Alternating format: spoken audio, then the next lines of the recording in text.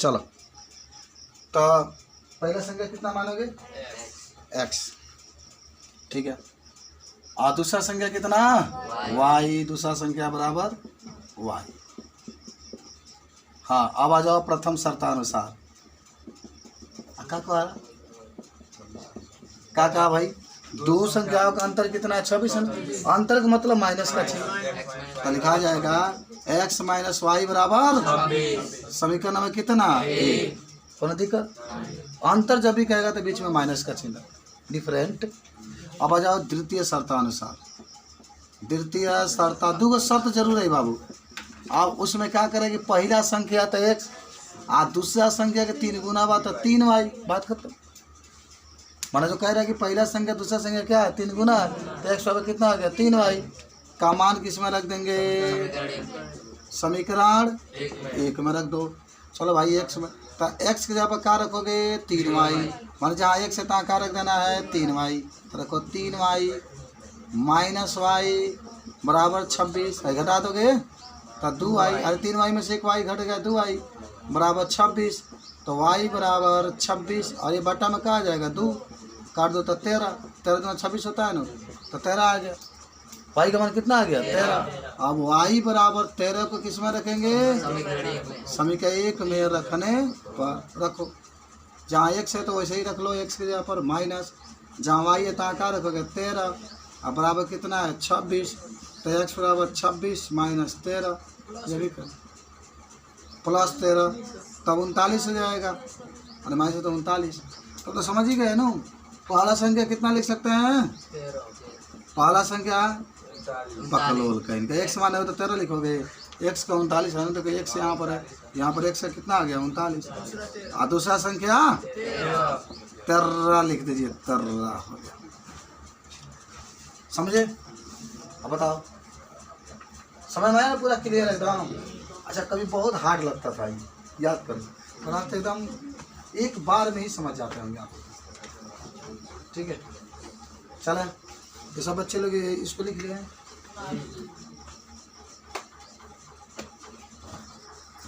देखो बाबू question number आते हैं नेक्स्ट, 3 का सेकेंड। अरे 3 का सेकेंड कहता है कि दो समपूरक कोणों का, ध्यान रखना बाबू, दो समपूरक कोणों का, कोणों में बड़ा कोण छोटा कोण से 18 अधिक है तो उन्हें ज्ञात कीजिए। अच्छा पहले तो ये कह रहा ना समपूरक, हाँ 180 डिग्री होता है, एकदम सही लड़का बोला है।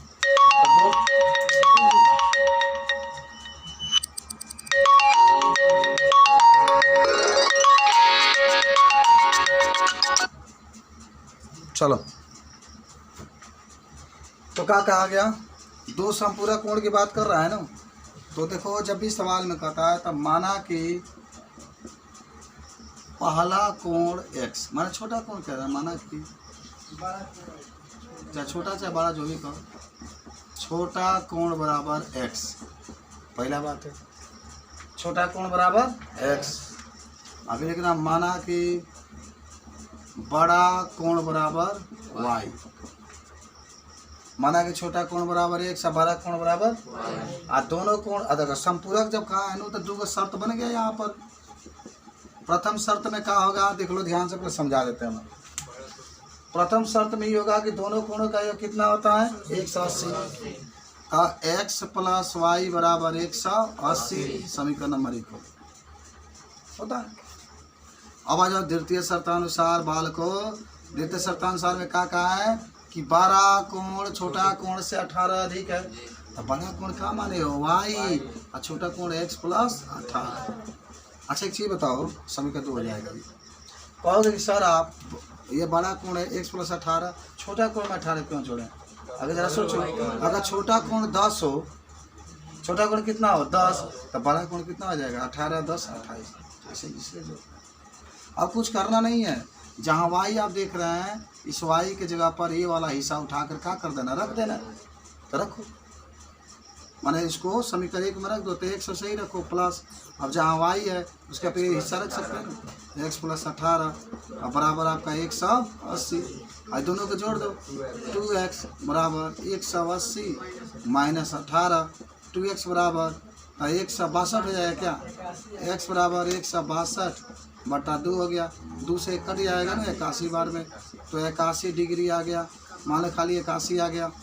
अब इसका मान किस में रख देंगे, हाँ 181 का मान समीकरण 1 में रख देंगे, रख दो बाबू। तो जहाँ 1 से तहाँ कितना रखेंगे, 81 आ चुका है ना, तो 81 रख दो, प्लस y जैसे है वैसे ही रख दो, बराबर 1 से कितना आ गया 80, तो y बराबर हो गया 180 माइनस 81, घटा दो तो 99 डिग्री हमारा आंसर आ गया। तो वही बात है, छोटा कोण को x माने थे ना, छोटा कोण को x माने, तो छोटा कोण कितना आ गया 81 डिग्री आ गया। छोटा तो हमेशा छोटा ही आता है ना। अब बड़ा कोण कितना आ गया है। अगर आपको कोई पूछना है, कोई डाउट है तो पूछिए। देखो सवाल कैसा भी हो उसमें 2 शर्त जरूर बनेगा। ये में आपको दिखाई दे रहा होगा सवाल में कि एक ही शर्त है इसमें, कि खाली कहा है कि बड़ा कोण छोटा कोण से कहा है 18 अधिक है, लेकिन आप एक अपने तरफ से शर्त बना लीजिएगा कि 2 कोणों का, 2 संपूरक कोणों का योग 1 से कितना आता है 80, और दूसरा का बन जाएगा। याद रखना जरूर, देख लीजिए सब लोग, समझ में आया। इसमें तीसरा बताया जाए, देख लो ये हल करते चलो, तेरे बच्चा लोग समझ जाएंगे। चलिए मैथ में कोई प्रॉब्लम नहीं होना चाहिए। चलो मिटाते हैं इसको, मिटाएं, आ जाओ। अब आते हैं बाबू क्वेश्चन नंबर किसके पास, 3 नंबर पर आ जाते हैं, 3 नंबर पर। हाँ देखो 3 नंबर क्या कहता है, कह रहा है कि एक क्रिकेट टीम के कोच ने 7 बल्ला, कितना बल्ला 7 बल्ला और 6 गेंद में, इधर हट जाते हैं कि आप लोग लिखते रहिएगा। कह रहा है कि एक क्रिकेट टीम के कोच ने 7 बल्ला और 6 गेंद कितना रुपया में खरीदा, 3800 रुपया में खरीदा। अब बाद में उसने पता चला कि उसने 5 गेंद और उसने 6 बल्ला, कितना 3 बल्ला और 5 गेंद 1750 रुपये में खरीदा। तो प्रत्येक बल्ला और प्रत्येक गेंद का मूल्य आपको क्या करना है, बताना।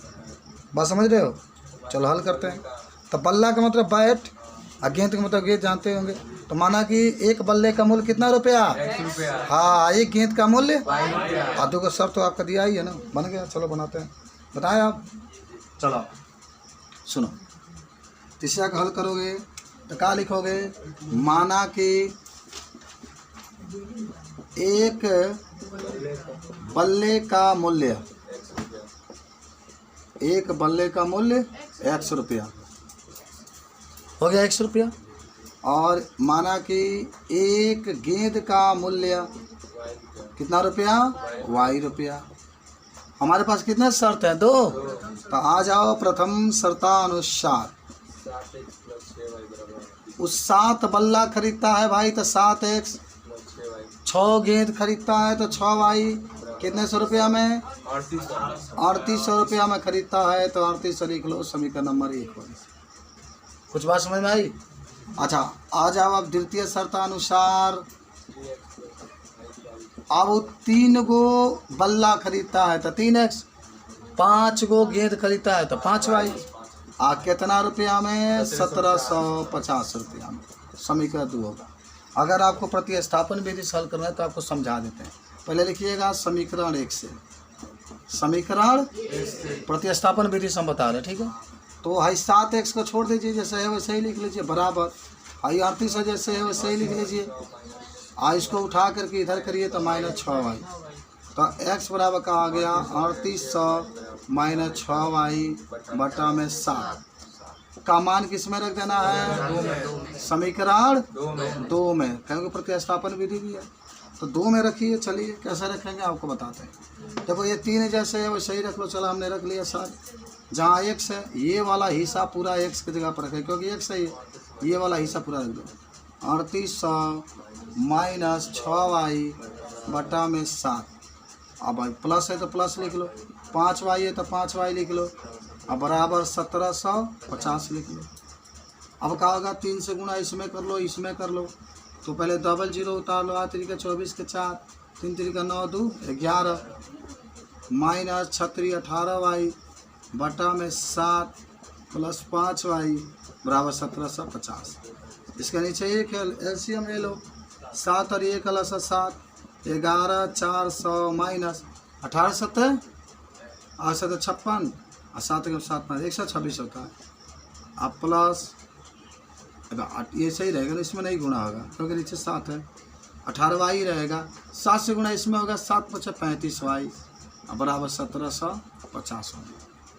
भाई ऊपर वाला मिटा दे, लिख लियो सब लोग ये वाला। चलो देखो अब आ जाओ, क्या करना है ना। अब देखो ये जो इतना वाला हिस्सा है ना 11,400, उसको ऐसे ही लिख लो माइनस।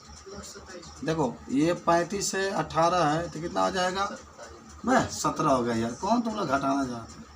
बराबर 7 से गुणा इसमें कर लो, 7 से गुणा इसमें करोगे ना तो 0 7 × 5 = 35 के 5 और 7 × 7 = 49, 3 52 के 2, 7 के 7 5 12, इतना आ गया।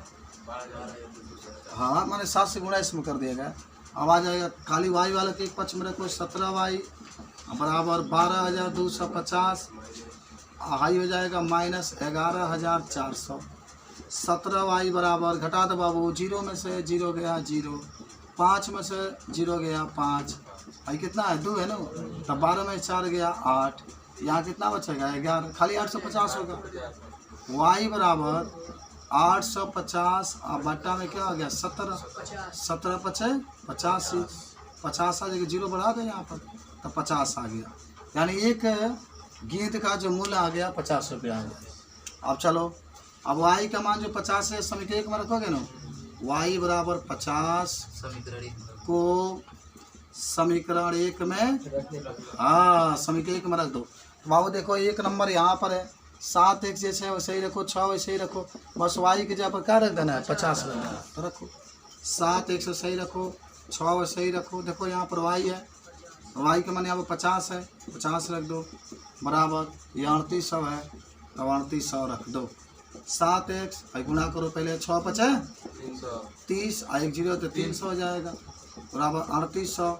7x बराबर 3800, इधर जाएगा माइनस 300, 7x बराबर घटाओगे तो 3500, 3800 में से 300 घटेगा तो कितना हो जाएगा 3500। अब क्या करिएगा, x बराबर क्या हो जाएगा 3500 बट्टा में 7, 7 × 5 = 500 हो जाएगा। भाई बल्ला बड़ी महंगा मिलता है ना, 500 रुपये देखो आ गया है। तो एक बल्ले का मूल्य आप x माने है ना, तो एक बल्ले का मूल्य कितना रुपया 500, भाई क्या आ गया, बल्ले का x माने तो x का मान 500 है तो 500 लिख लेंगे। और एक गेंद का मूल्य 50, कितना रुपया 50, हाँ y माने थे, y का मान यहाँ पर आ गया 50, देखो y है यहाँ पर 50, 50 रुपया लिख लो, ये हमारा आंसर। बताओ कोई प्रॉब्लम है। इधर देखिए आप 2 समीकरण बना लेंगे, बना करके तब उसको आराम आराम से हल करिएगा, तब आपके पास जब हल हो जाएगा, थोड़ा माने लंबा इसलिए हुआ क्योंकि प्रतिस्थापन विधि से हल की। अगर इसको बराबर सेम होता है, जैसे यहाँ 7x है, यहाँ भी अगर समीकरण 2 में भी 7x होता ना तो घटा दिए होते, विलोपन विधि काट कूट कर हल कर देखिए अलग अलग। अगर इसको विलोपन विधि से भी लगाती थी, इसमें 3 से गुणा करना पड़ता तो 21 होता, और इसमें 7 से गुणा करना पड़ता तो लंबा होता। तो उससे बढ़िया प्रतिस्थापन विधि से लगा दो, इस तरीके से हल हो जाएगा। ठीक है, नोट कर लो जल्दी से। तो चले हम लोग आते हैं, देखो बाबू 4 नंबर सवाल कहता है, देखो कह रहा है कि एक नगर में टैक्सी के भाड़े में एक नियत भाड़े का अतिरिक्त चली गई दूरी पर भाड़ा सम्मिलित किया गया है। 10 किलोमीटर दूरी तय करने के लिए एक व्यक्ति 105 रुपये देता है, और जब 15 किलोमीटर चलता है तो 155 रुपये देता है। बात समझ रहे हो। तो कहा था नियत भाड़ा तथा प्रति किलोमीटर भाड़ा क्या होगा। क्या पूछ लो बा, नियत भाड़ा प्रति किलोमीटर भाड़ा, तो नियत भाड़ा के एक समान आ जाएगा और प्रति किलोमीटर के आगे सुनो। एक व्यक्ति को 55 किलोमीटर तक यात्रा करने के लिए कितना भाड़ा देना पड़ेगा। देखो 10 किलोमीटर चल रहा है, 25 हाँ भाई 10 किलोमीटर चल रहा है तो 105 रुपया दे रहा है। 10 किलोमीटर चल रहा है तो कितना दे रहा है 125। आप 15 किलोमीटर चले तो कितना दे रहा है 155। और दोनों के निकाल के जोड़ दिया तो पूरा आपके कितना आ जाएगा। और 10 और 15 25 नहीं होगा तो निकाल दो इसको। लेकिन एक बात याद रखना, नियत किराया का मतलब क्या वाला, आप प्रति किलोमीटर में किराया का मतलब क्या। जैसे आप शहरों में जाएंगे ना तो जो ऑटो होते हैं, अरे दूसरे भाषा में उसको टैक्सी कहा जाता है, तो क्या होता है कि अगर तू तारा जाना है कहीं तो 2 किलोमीटर ले करके जाएंगे, 5 रुपये ले लेंगे। तो फिक्स है कि यहाँ से, हाँ मीटर से, माने वो उसका आगे नहीं जाते। फिक्स है कि यहाँ से मान लो कि गंगवा से समौर गया हो, उसका फिक्स है कि गंगवा से समौर ही जाएगा। 10 रुपये किराया तो 10 रुपये वो नियत किराया उसका है, वो आपसे ले लेगा एकदम। कोई भी व्यक्ति जाए 10 रुपये फिक्स है तो फिक्स है। अब उसके आगे आप फिर कहिए कि तनी लेके चल जाइए, तनी हमको फाइल में पहुँचा दीजिए, तब उसके आगे जितना किलोमीटर चलेंगे उतना रेंज से वो लेगा। जैसे यहाँ से 5 किलोमीटर गया तो फिक्स है कि 10 रुपये देगा। अब उसके बाद से कहेगा कि आप जितने किलोमीटर जाएंगे उतना आपको किराया देना पड़ेगा, तो अतिरिक्त किराया हो गया। तो नियत तो इतना था, अब उसके आगे जाएंगे तो मान लीजिए कि अब 10 रुपये मांग रहा है किलोमीटर पर, 15 रुपये मांग रहा है, जितना मांगेगा उतना आपको देना पड़ेगा, तो देते हैं सब। तो वही बात है। तो माना कि नियत किराया वाला कितना x, नियत किराया बराबर x रुपया और अतिरिक्त किराया बराबर y रुपया। तो देखो क्या हल होता है। चलो माना कि नियत किराया बराबर x रुपया, कितना रुपया, x रुपया। आप ही लिखना माना कि अतिरिक्त किराया, अतिरिक्त कितना रुपया, y रुपया। इतना तो मान ही लेंगे ना। अच्छा अब आ जाओ प्रथम शर्तानुसार। हे बालक देखो इधर, खूब बढ़िया से समझो, सीखो, जीवन में उतारो, खूब ऊंचाई पर जाओ, बहुत ऊंचाई पर जाओ। क्या करता है कि जब क किलोमीटर चलता है भाई, 10 किलोमीटर, तो 105 रुपये। 10 किलोमीटर में नियत किराया भी है 1 रुपया है। सुनो नियत किराया कितना है, माने नियत किराया 1 आप प्लस कितना किलोमीटर चलता है, 10, तो यहाँ पर 10y बराबर कितना, 105। अच्छा देखो हमने काहे दिए तो जोड़ रहे हैं, काहे खाली 10y काहे नहीं लिख दे रहा है। इसका रीजन है कि अब कहीं भी आप जाइए तो निश्चित रूप से नियत तय हुआ है। समोर तो नियत जितना होगा 1 मान लेंगे ना। अब उसके आगे जो किलोमीटर चलेंगे उतना रुपया आपको देना। मान लो 10 किलोमीटर गए, y रुपया वो लेता है तो 10y हो जाएगा। नियत दिखा दीजिएगा। आज समीकरण में कितना हो गया, समझिए हो इसको। अरे नियत जब कहा तो नियत 100 रुपये देगा और 10y बराबर कितना हो गया, 105 रुपये देता है समीकरण। अब आ जाओ द्वितीय शर्तानुसार। जब वो 15 किलोमीटर चलता है तो कितना देता है, 155 रुपया। तो 100 सही रखना और 15y बराबर 100। समीकरण नंबर 2 को चीज में घटा दो, बात खत्म। अरे यहाँ 1 से यहाँ 1 से घटा दो, बात खत्म। बस अगर प्रतिस्थापन विधि हल करना है तो x को रखने दो। कौन विधि हल कर बताओ, विलोपन, तो घटा दो समीकरण। अच्छा क्यों घटा रहे, क्योंकि यहाँ भी 1 से देख रहे हैं और यहाँ भी 1 से समीकरण 2 में, तो घटा दो तो कट जाएगा। समीकरण 1 माइनस समीकरण कितना आ गया 2, तो 1 वाला ये साइन x प्लस 10y उसे लिख लो, x प्लस 10y माइनस, तन देखते रहना बालक। दूसरा में कहा x plus 15y, x plus 15y। भाई कोष्टक लगा के ही लिखना, कोष्टक लगा के लिखना। विवेक बाबू यहाँ पर ध्यान देते रहना। बराबर भाई 105, हाई आपका फिर 155 है minus 155। High x plus 10y minus x, आई माइनस से गुणा इसमें भी तो होगा तो माइनस हो जाएगा 15y, तो 15y। अब भाई 155 में से 105 घटा दो, माइनस 50। देखो माइनस 1 से x कट गया। भाई माइनस 15 है, 10 है, तो माइनस 5y बराबर माइनस 50। y बराबर माइनस 50 माइनस 5, माइनस माइनस 5 दैया 50, तो y बराबर कितना आ गया 10। y बराबर 10। अब इस y के मान को किस में रखेंगे, समीकरण। चलो y बराबर 10 समीकरण 1 में रखने पर मजा आ रहा है सवाल लगाने में। तो 1 का 1 से जैसे है वैसे ही रख लो। चलो हमने रख लिया प्लस, भाई 10 जैसे है वैसे ही हमने रख दिया सर गुणे। अब y की जगह रख रहे हैं तो y का तो मान 10 आ गया है यहाँ पर, तो जहाँ y है वहाँ पर ये 10 रख दो। बराबर कितना रख देना है 105। तो x लिख लो प्लस, इधर दहा के 100 गुणा होगा ना, गुणा चिन्ह 105। तो x बराबर कितना होगा 105। हाई इधर लेके जाएंगे माइनस 100, 105 में 100 घटा दो कितना हो जाएगा 5। तो x बराबर कितना आ गया 5 आ गया। तो दोनों आपका एक y का मान 10 आ गया। और देखो यहाँ पर आ जाओ, x को नियत माने थे ना, नियत, तो नियत किराया कितना आ गया 5 रुपये। देखो यहाँ पर ये नियत लिख लो, यहाँ पर क्या दिक्कत है, नियत किराया आपका 5 रुपये आ गया। और y को आप क्या माने थे? अतिरिक्त। और y के यहाँ पे कितना माना गया? 10। तो अतिरिक्त किराया कितना हो जाएगा? 10। अतिरिक्त किराया 10 रुपया, 5 रुपया हो गया, बन गया। कुछ पूछना है तो पूछिए, बहुत सिंपल सवाल था। हाँ चलो आगे बढ़ते हम लोग। तो क्या कह रहे हैं ना, कुल किराया माने यहाँ पर पूछा है कि सवाल में दे दिया है कि 25 किलोमीटर का कुल किराया कितना होगा? अरे 25 किलोमीटर का कुल किराया कितना होगा? देखो बाबू सुनो, देखो बताते हैं कितना चला है। नियत तो आपको मालूम हो चुका है, 5 है। नियत कितना है? 5 है। अतिरिक्त कितना है? तो क्या होगा? अतिरिक्त 10 है, तो 10 में क किलोमीटर चला है? 25 किलोमीटर चला है।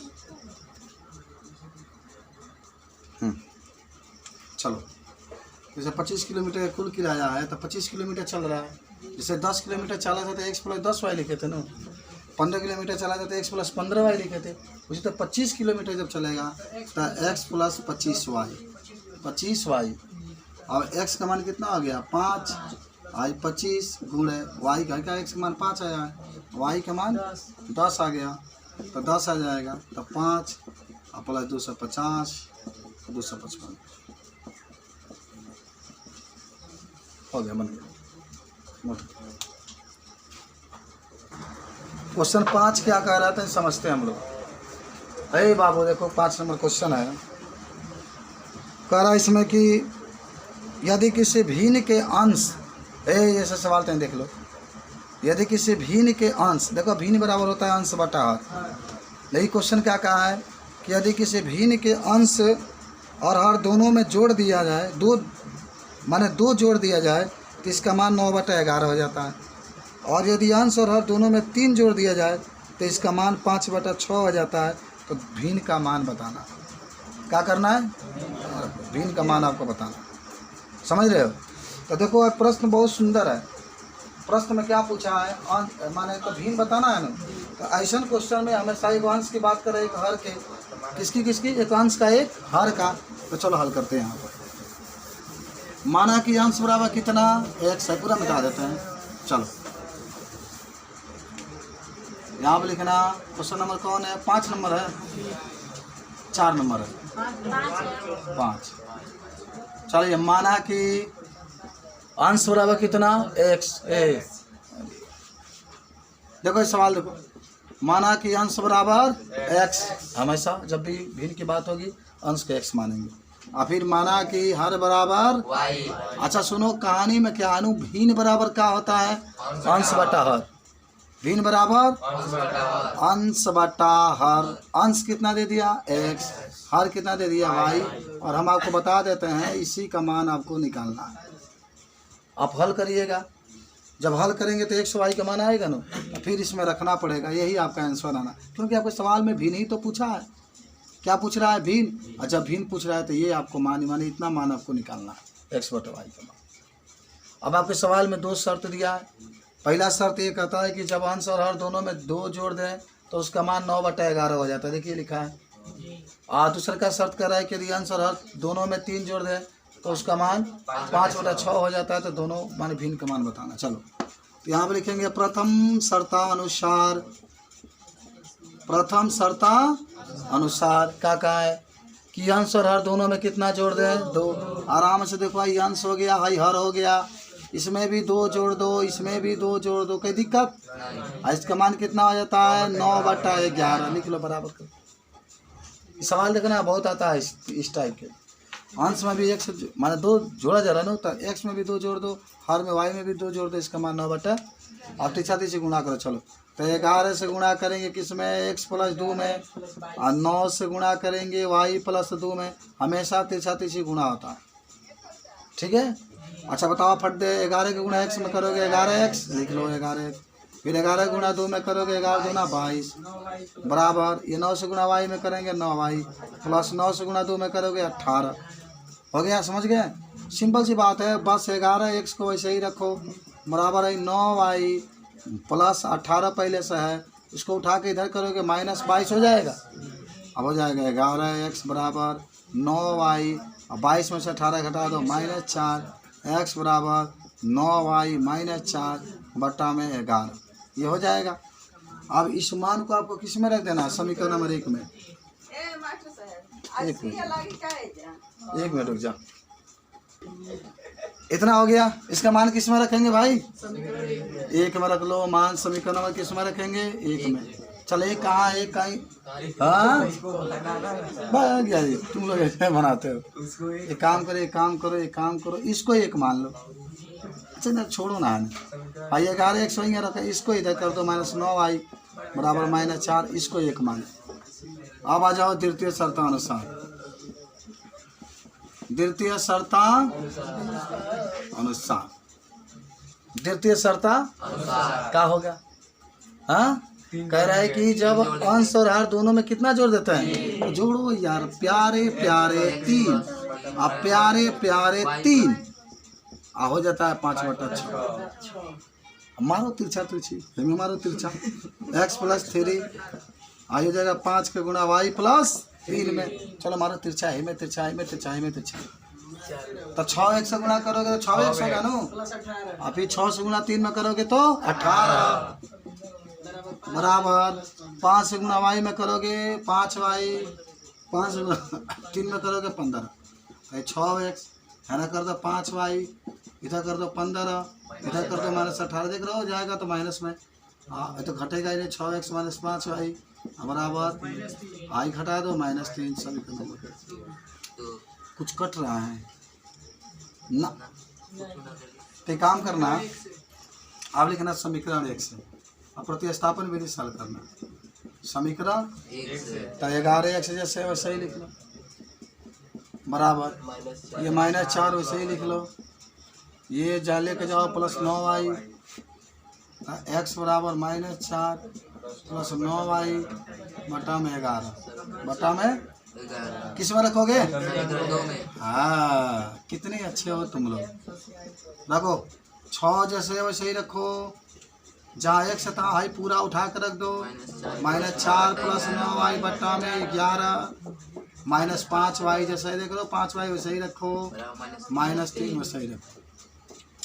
चलो मल्टीप्लाई मार, 6 चौको -24, 6 9 54y बटा में 11 -5y बराबर 3, लसा ले लो, 11 और ये + 11, 11 और ये + 11 है तो -24 से ही रखेंगे, 54y -11 55y बराबर 3, अब क्या होगा, अरे वही होगा जो रब चाहेगा। 55 में से 54 घटा दो कितना, -y, हाई मार दो गुणा 11 या 33 -y वैसे ही आराम से 33 जैसे वैसे लिख लो। एकरा को उठा के लग जाओगे प्लस में 24 -y बराबर कितना आ गया, -9, y से y कैंसिल, तो y का मान कितना आ गया 9। कोई दिक्कत है, दिक्कत कोई दिक्कत है, कहो इनके झूठे नहीं है।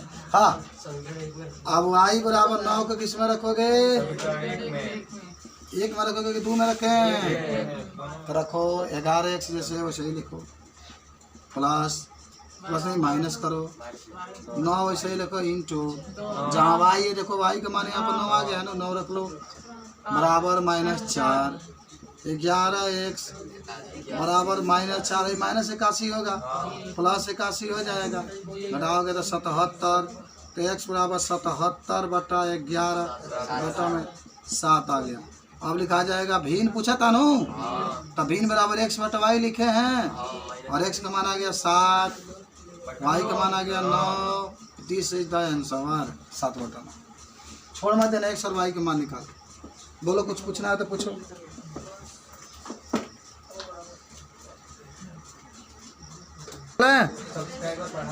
लास्ट सुनो सुनो, इधर सुनो, 5 वर्ष बाद जैकब की आयु उसके पुत्र की आयु की 3 गुनी हो जाएगी। कितना वर्ष बाद, 5 वर्ष बाद। हाँ 5 वर्ष पहले जैकब की आयु उसके पुत्र की आयु की 7 गुनी थी, तो उसका वर्तमान आयु निकालना। ये सवाल बड़े सुंदर बा, यही की तो ही अच्छा लगता है। देखा 5 वर्ष बाद जैसे हम जैकब हो गए, हमारी कोई पुत्र होगा, 5 वर्ष बाद मेरा उम्र मेरे पुत्र की उम्र का 3 गुना हो जाएगा। अगर पुत्र है 3 वर्ष का तो मैं हो जाऊंगा 9 वर्ष का। अब 5 वर्ष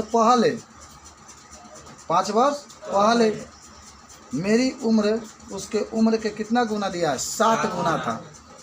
अगर ये बराबर 10 साल का है तो 5 वर्ष पहले मैं 70 वर्ष का था। 7 गुना का होता 7 35 वर्ष वही। तो आपको बताना है कि आखिर इस समय मेरा उम्र कितना है, बहुत बढ़िया सवाल है। तो मेरा उम्र का एक मान लेंगे।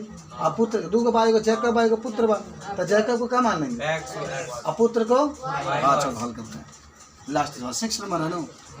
लेकिन आप माना कि जैकब की आयु बराबर x वर्ष और पुत्र की आयु बराबर y वर्ष। चलो बाबू है इतना जान गए सब लोग। अब आते हैं प्रथम शर्तानुसार। प्रथम शर्तानुसार क्या कहा है भाई? प्रथम शर्तानुसार में 5 वर्ष बाद मेरी उम्र माने जैकब की उम्र उसके पुत्र की उम्र की 3 गुनी हो जाती है। कितना वर्ष बाद? तो पहला सुनो पहले ध्यान से, 5 वर्ष बाद कह रहा है। तो पहले जब बाप रहियन आहने का रहियन बेटा वाई। जब 5 वर्ष बाद कहता तो इसमें भी 5 जोड़ेंगे और इसमें भी 5 जोड़ेंगे, 3 गुना हो जाता है। तो बेटा में 3 से गुणा करिए। अरे अगर बेटा को उम्र या 1 रखबा या 1 रखोगे तो 5 1 कितना हो जाएगा? 5 1 6 6 3 18। तो बाप की उम्र 18 आ जाएगा। बेटा के तू 1 रखता तो बाप का कितना आ गया? 18। बस समझ में आई? आप सुनो कहानी। हाँ x + 5 सही रखो। 3 से गुणा y में करोगे 3y और 3 से गुणा 5 में करोगे 15। x बराबर 3y + 15 हाई लेके जाओ -5। तो x बराबर हो जाएगा 15 3y और 15 में से 5 जाएगा कितना? 10। समीकरण नंबर हो गया 1। कोई डाउट है तो बोलो। कौन दिखता नहीं है? बात समझ में आई? लग जाएगा। अच्छा आप सुनो, अब आ जाओ बाबू द्वितीय शर्तानुसार। द्वितीय शर्तानुसार क्या कह रहा है? 5 वर्ष क्यों कह रहा है ना? हाँ तो बाप लिखा बेटा लिखा। पूर्व कहता है या पहले तो घटाते हैं? पूर्व कहेगा पहले कहेगा तो घटाते हैं। इसमें भी घटाते हैं। कितना गुना हो जाता है? 7 गुना। तो 7 से गुना कर दो इसमें बेटा में तो हो जाएगा x - 5 बराबर 7 से गुणा y में करेंगे 7y और 7 × 6 = 35। बात समझ में आई? तो हो जाएगा x - 5 बराबर, ये काम करो खाली x रखो, 7y है वैसे ही लिखो, 35 है वैसे ही रखो, हाई लेके जाओ इधर तो प्लस में। तो हो जाएगा कितना? 7y और 35 में 5 जाएगा 30 -30 हो जाएगा। यानी क्या हो गया? x बराबर 7y - 30। समीकरण नंबर 2। अब मुझे बताओ समीकरण 1 में भी देख रहे हैं यहाँ पर x है, समीकरण 2 में भी x है। तो समीकरण 1 में समीकरण 2 का क्या कर दें? घटा दें। लेकिन आज समीकरण 1 माइनस समीकरण 2, समीकरण 1 माइनस समीकरण 2 का x है ना x लिखना x माइनस का हो जाएगा x। देखो एक तो x यहाँ पर है, यह भी x है, लिख दिए बराबर। ये जैसे है 3y + 10, 3y + 10 लिख दो माइनस 7y + 30 लिख दो, 7y - 30 है तो 30 लिख दो। x कट गया 0। 3y लिख लो जैसे है, 10 है तो 10 लिख लो। माइनस गुना दोनों में करो -7y + 30 0 लिख लो। 7 में से 3 घटा दो -4y और 30 को 10 को 40 इधर कर दो तो 4y इधर लेकर आओगे प्लस में जाएगा बराबर 40। तो y बराबर 40/4 काट दो 10 बार में वाई का मान कितना है 10। और वाई कौन है भाई? पुत्र है ना। तो पुत्र के आई, अब वाई बराबर 10 को समीकरण 1 में रखने पर तभी ना x का मान निकलेगा। समय के 1 में रखने पर तो एक तो यही है, जहाँ वाई जहाँ x है x लिख लो बराबर, जहाँ 3 है 3 लिख लो, और जहाँ वाई है वाई का मान तो 10 है, यानी तो 10 लिख दो, प्लस है 10 लिख लो। तो x बराबर 10 है 30 और प्लस 10 जोड़ दो 40। हमारा क्या हो गया? मज़ा आ गया लगाने में। तो जैकब का आय कितना हो जाएगा? अरे जैकब की आय का मान है? x मान है ना 40 वर्ष। क्या है? x का मान यहाँ पर 40 आ गया, 40। और पुत्र का आय 10 वर्ष। 10 वर्ष हो गया। तो आज की मैथ का टर्न खत्म, लेकिन